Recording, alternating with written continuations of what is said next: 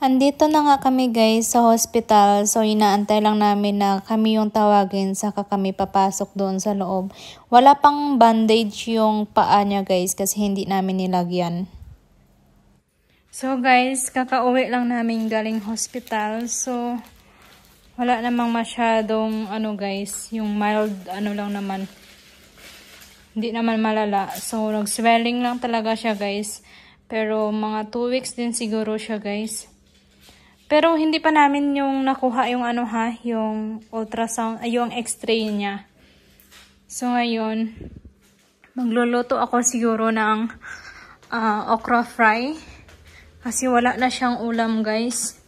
Kakauwi lang namin. Ito yung lulutuin ko. Yung mag alas 2 na guys. Tagal din namin, alas 12 kami doon oh.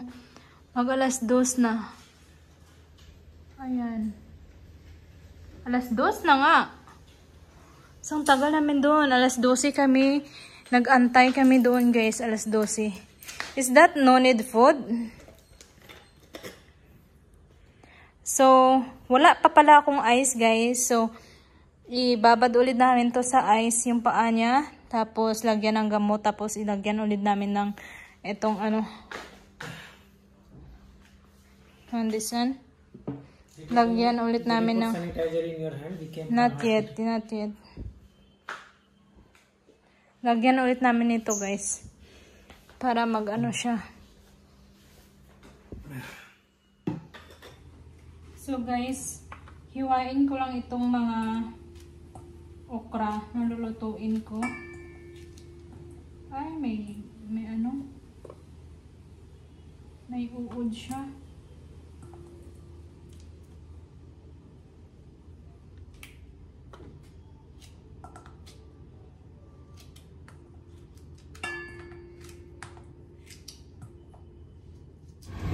Guys, kailangan ko na guys magluto ng okra fry.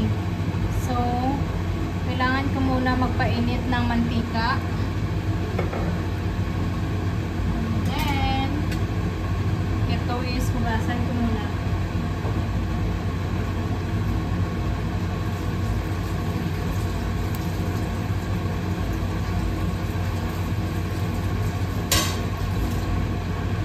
May init na pala to siya guys.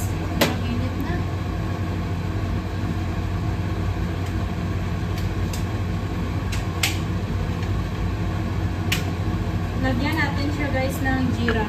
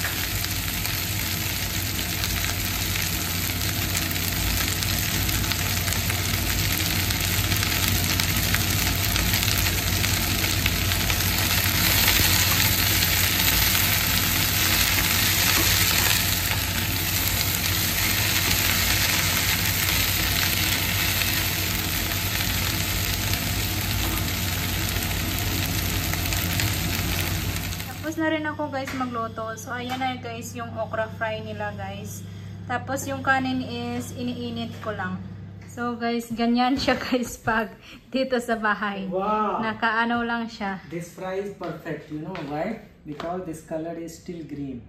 If you overcook okra, no, the color will become like not green, will off.